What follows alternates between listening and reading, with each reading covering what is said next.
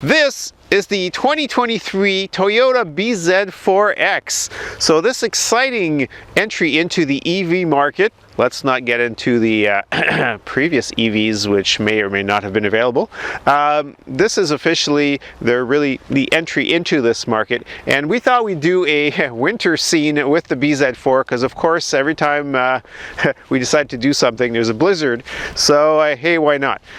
So what we're going to talk about today specifically is cold climate, how it affects it, how good is it, and what you can do with it. So first off, this is in Canada. This is an LE edition.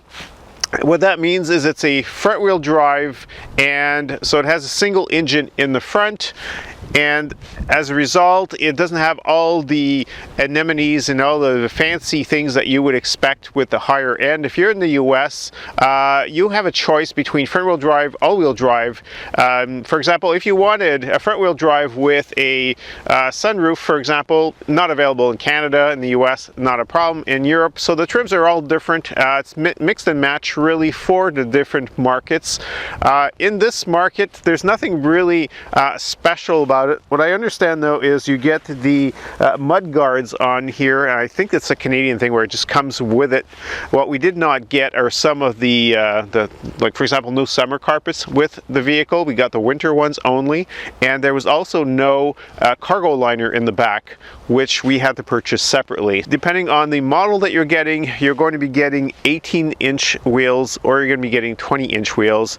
If for those of you with very good eyes that keep pointing things out in my videos, these are 235-65R17s. So yes, I have 17-inch no-kin tires on here for the winter, and the dealer actually installed these before anybody complains their dealer is telling them you can't put 17-inch on here. You can, the dealer did, and in fact they did verify the wheels after the first 300 kilometers of driving, just to make sure that there was no problems with the wheels, because as you may have heard, there was an initial problem with the wheels, and the whole, anyway, he was redesigned, adjusted, and so forth, and this is why they've released them and they're available.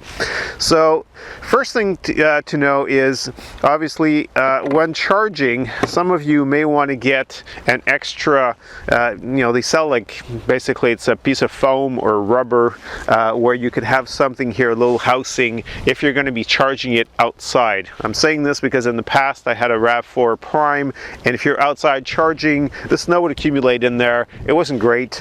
In this case, I haven't really tried it out in the blizzards, charging and so forth, but again, so you can charge level 2 and you can charge with the level 3, so so far so good. Now, there are wipers in the front. That's an obvious one. There is no wiper in the back, as we'll see when we go around. That to me is not the best. So far it hasn't really been a hindrance. We haven't seen a problem with it, but what are you gonna do? Of course, there's no real grill in the front. The only grill you will find is the grill completely on the bottom, which is very small, because you do have to keep in mind that because there's no combustion engine in here, that it is it won't tend to get as hot. It doesn't need to be air cooled as such. Now, the battery does need to stay at a certain temperature, so from that point of view there is some air intake, and the car of course will make sure that it keeps the battery at a certain temperature. So in the summer it doesn't want it to get too hot, in the winter it doesn't want it to get too cold. Now let's address part of the challenge with the cold. If it gets below freezing, you lose a lot of range. That's a given in any EV. I believe this one, from my experience or from my driving it, seems to be very prone to it, so you're going to be losing easily 30%, 35%. So again, it all depends on how you drive, what you're putting on, and so forth, but regardless, the battery itself gets affected.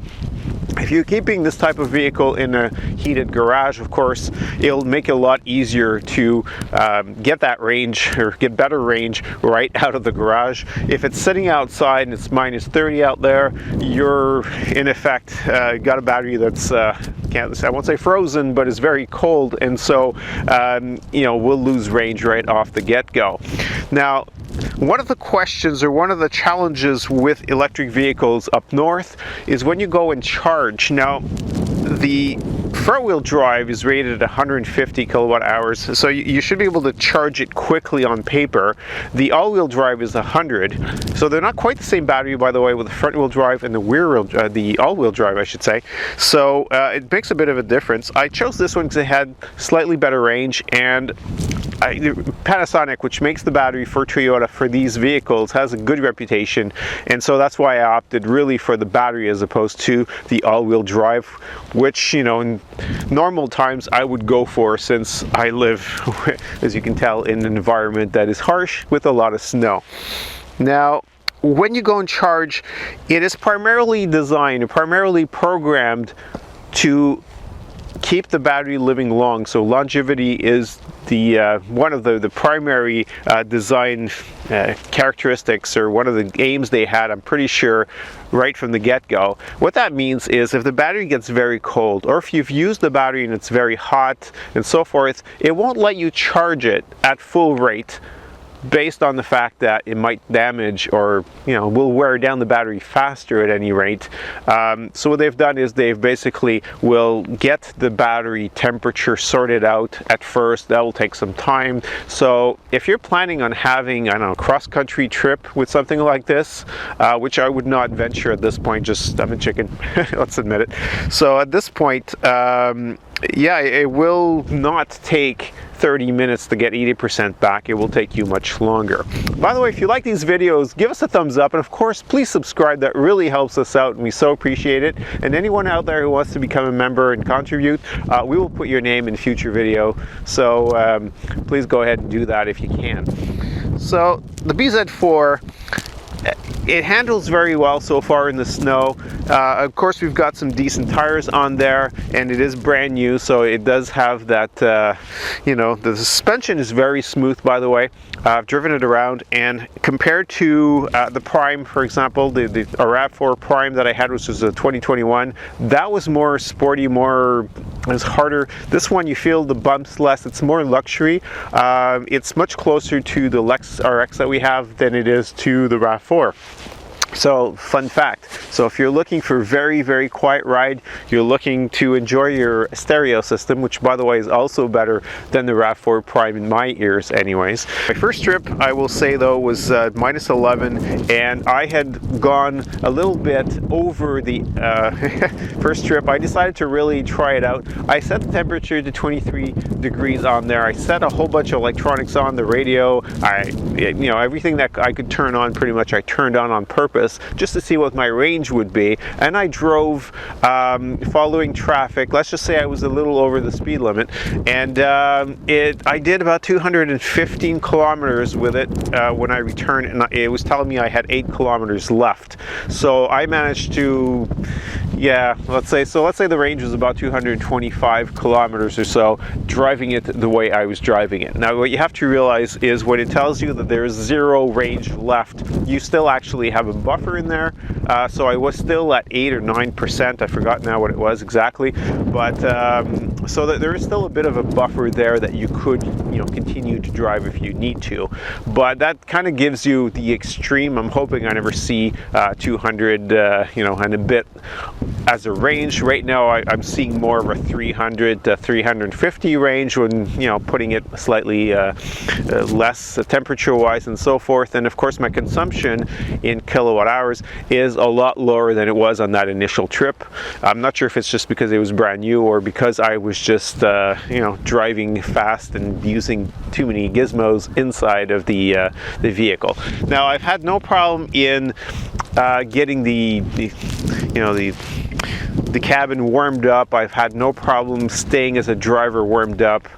You get all the bells and whistles, which we can see inside, but basically you got the heated steering wheel. You have a kind of heating that's called radiant heat, which is basically a section underneath of the steering wheel That's of course for the driver, and on the passenger side it's along where the glove box should be. There is no glove box, by the way, sorry to disappoint you.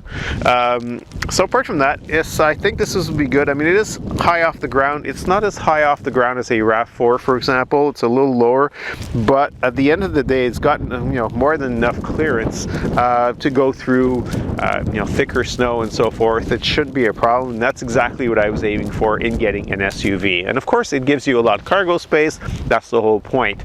Now, I'll put details below for the speeds and feeds and all that, but at the end of the day, it is slightly wider and slightly longer than a RAV4. So, and I say slightly, I'm talking, you know, not the whole lot, but I did notice it when I put it in the garage, where it was, yes, it was a little larger and taking up more space than the previous vehicle. First thing you do in the cold environment is you're going to be using the front defrost, which is this one here, and simply turn it on, and the rear. So that will of course make sure that all of your windows, windshield, the back and so forth, and the mirrors lose all the snow and everything melts.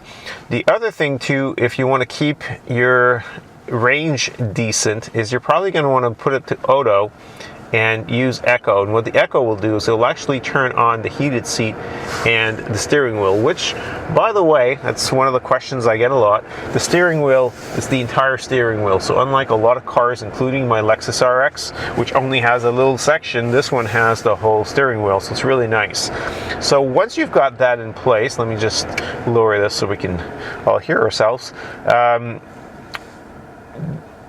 So this will take care, I guess, of getting the car heated up and started.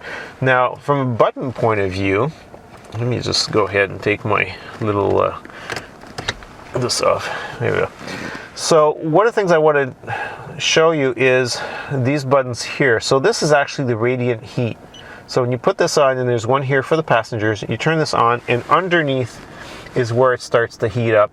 It's really nice. So if you wanted, and obviously if your windshield is frost free and you can see out of it, you could turn everything off and really just have the radiant heat potentially, and you know, maybe just the steering wheel or whatever you need to stay warm and comfortable. So in this case, if I shove it in echo, as you can see, it turns on this in auto, and it puts the minimum for those.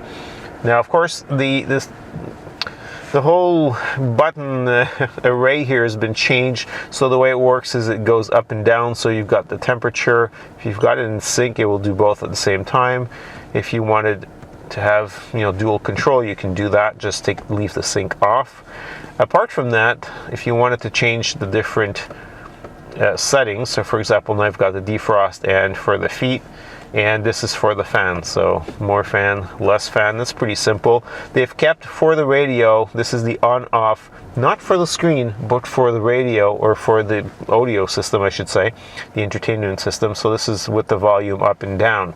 Apart from that, the rest is you've got your AC here on the right. Probably should turn that off, and you can decide if you want the passenger to have some heat you know, controls or not, so you can turn that off. And apart from that, you can decide if you want to recycle the air, if you want to keep it warmer that way. If you want to get more range in the winter, one of the ways you can do that is by using this button here, which has a little foot pedal on it. And if you press on it, I'm actually going to show you what it does. It says regeneration boost temporarily unavailable, see owner's manual. That is not a defect. What that is if the battery is at full or near full, so it's, let's say 80 and above, and do check out what that is exactly. I'm just guessing at this point, but as soon as you start going below that, you can turn this on. What that will do is it will very aggressively regenerate. It's almost like a single pedal drive, whereby if you let go of the gas, because it's regenerating, it will slow down very, very quickly. So you've got a big deceleration happening, and it's quite enjoyable to drive that way after you spend the first 5 minutes playing around with that. So apart from that, I think everything is nice and warm, comfortable. I mean, I can feel it up here and all the way down here. So no matter where you use the steering, the heat is nice because it stays close to your body, and you really feel cocooned in this car, so it's enjoyable to drive. And I can already see that it's starting to fog up a little bit, so at that point what I would do is just put the heat back on the windshield higher up. So I'm Bob Pellerin, CTOBOB. I hope you've enjoyed this video and it helped out in understanding the Toyota BZ4, and this is a 2023. Of course, leave some comments below. We'd love to hear from you, and you can also visit us at www.ctobob.com. We'll see you in the next video. Thanks so much for watching.